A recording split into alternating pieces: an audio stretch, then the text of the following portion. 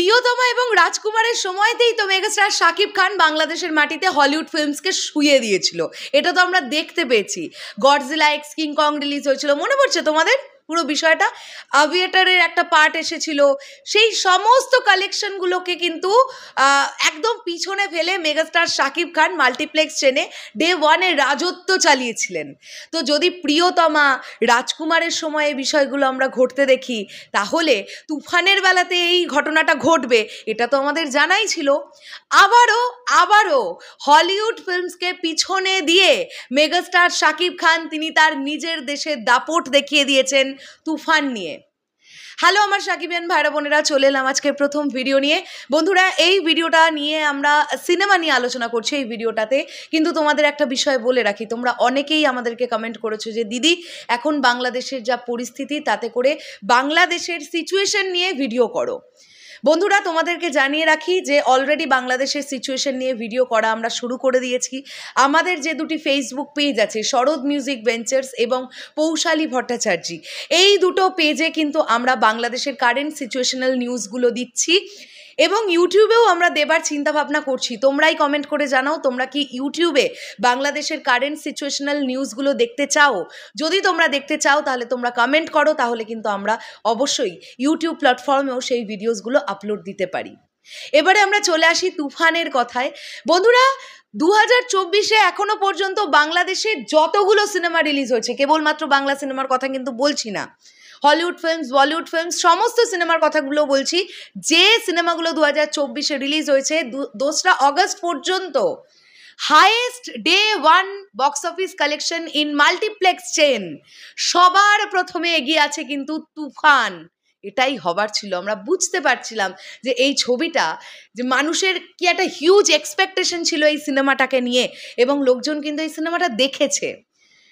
এবং ডেডপুলকে হারিয়ে দিয়ে তুফান কিন্তু 1 নম্বরে। আমি অবশ্যই ধন্যবাদ জানাবো বিএমআর ফেসবুক পেজকে।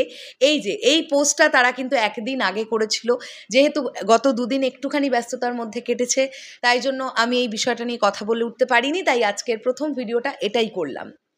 এখন আমরা দেখে নেব highest day one multiplex grosser of 2024। এটা কিন্তু বাংলাদেশের কথা বলা হচ্ছে, হ্যাঁ, বাংলাদেশ মাল্টিপ্লেক্স চেন।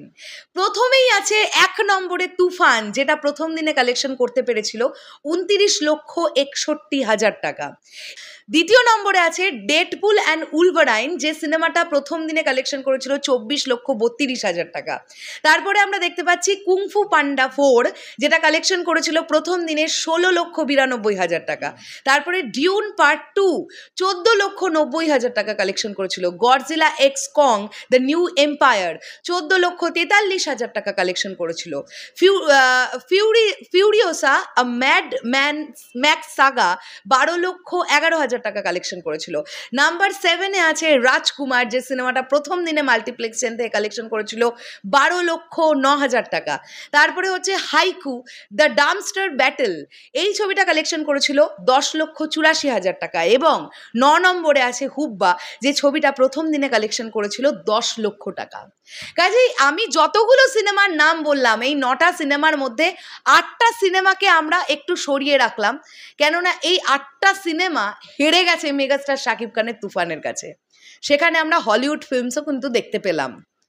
সো এটাই হচ্ছে বাংলাদেশের মাটিতে মেগাস্টার শাকিব খানের ক্রেজ অ্যান্ড তার পাওয়ার, এবং তার ফ্যান্সদের লয়ালিটি, এবং জনসাধারণ, আপামর জনসাধারণ যে তার সিনেমা দেখতে রিসেন্টলি মাল্টিপ্লেক্সের অডিয়েন্স যে পছন্দ করছে, সেটা কিন্তু মাল্টিপ্লেক্সের অডিয়েন্স বুঝিয়ে দিচ্ছে। এখনো পর্যন্ত তুফান 1 নম্বরে আছে 2024-এ রিলিজ হওয়া ফিল্মগুলোর মধ্যে। বাংলাদেশে মাল্টিপ্লেক্স চেনের সব থেকে বেশি স্টার্টিং নিয়েছিল কিন্তু তুফান। দেখা যাক এই বছরে বাদবাকি যে সিনেমাগুলো আসবে, অর্থাৎ আমরা আশা রাখতে পারি যে এই বছরে দরদ রিলিজ করবে, আমরা চাই এবছরে দরদ রিলিজ করুক। এখন এটাই দেখার যে তুফানের রেকর্ডকে ব্রেক করে দিতে পারে কিনা দরদ।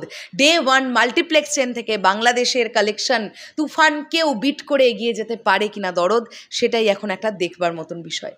তোমাদের কি বক্তব্য এই পুরো বিষয়টাকে নিয়ে অবশ্যই কমেন্ট করে জানিও। দেখা হচ্ছে আবার খুব শীঘ্রই। তাহলে এখনের জন্যে টাটা।